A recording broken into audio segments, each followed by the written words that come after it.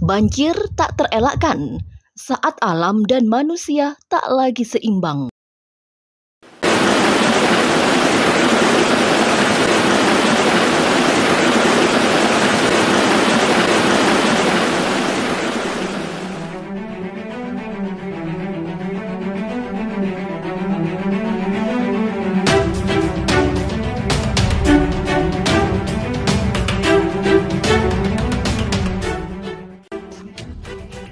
Hujan ekstrim yang mengguyur wilayah Bali sejak Senin 9 September hingga Selasa 10 September menyebabkan banjir bandang di sejumlah daerah.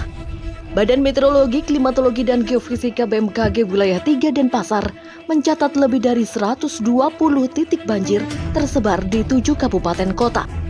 Kota Denpasar menjadi daerah terdampak terbanyak dengan 81 titik banjir dilaporkan.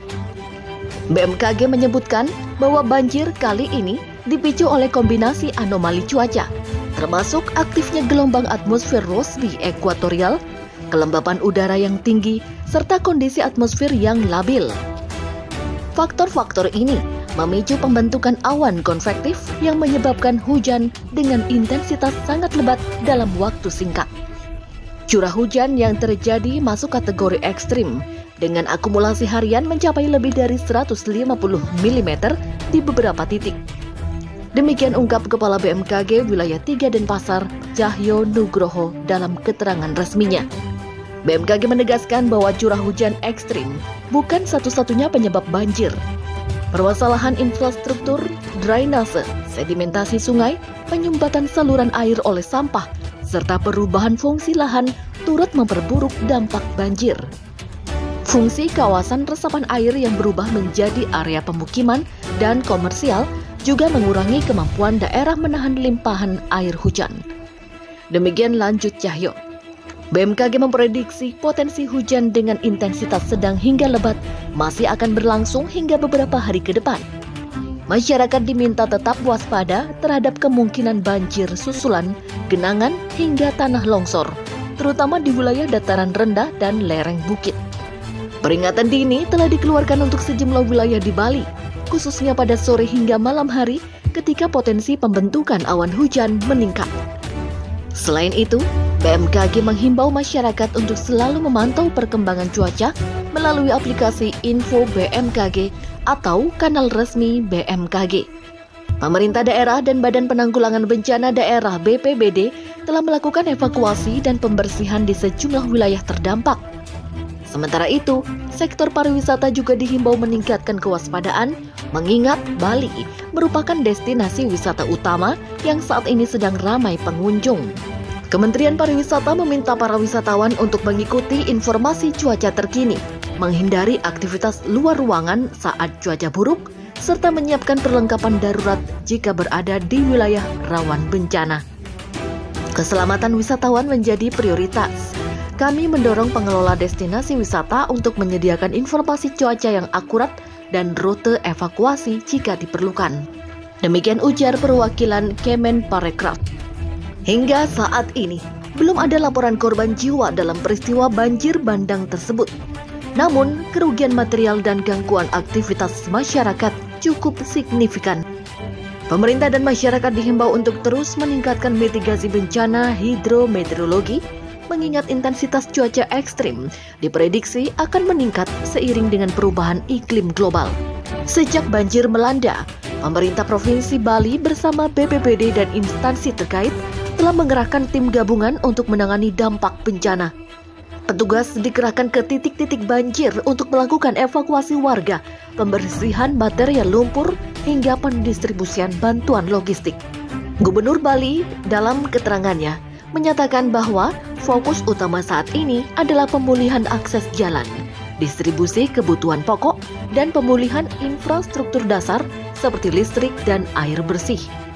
Kami mengupayakan respon cepat agar masyarakat bisa kembali beraktivitas normal, serta memastikan layanan dasar tetap berjalan di tengah kondisi darurat ini. Demikian ujarnya dalam jumpa pers. Sejumlah wilayah terdampak mengalami kerugian material akibat kerusakan rumah, kendaraan, serta fasilitas umum. UMKM yang berada di kawasan pariwisata juga mengalami penurunan aktivitas karena akses yang sempat terputus dan pembatalan kunjungan.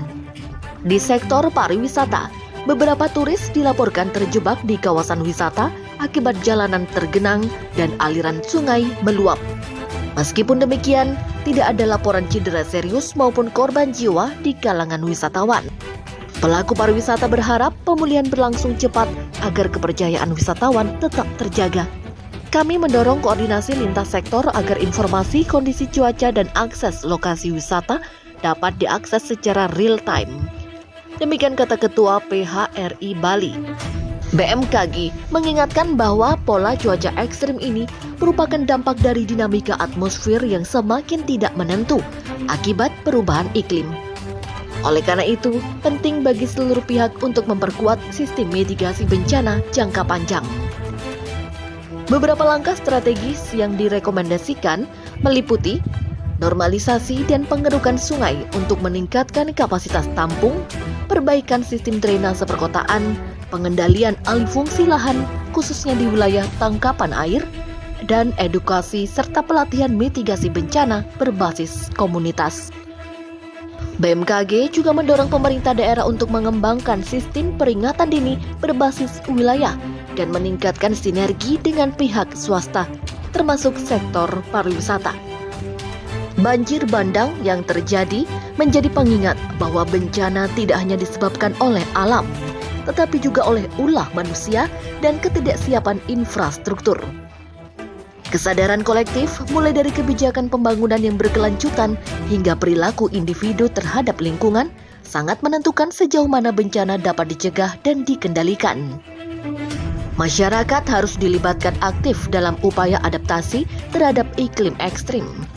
Edukasi dan kesadaran akan pentingnya menjaga lingkungan adalah fondasi penting untuk mencegah bencana serupa di masa depan. Demikian tutup Kepala BMKG Wilayah 3 Denpasar. Di tengah dampak yang cukup parah, semangat gotong royong dan solidaritas warga menjadi salah satu sisi positif dari peristiwa ini.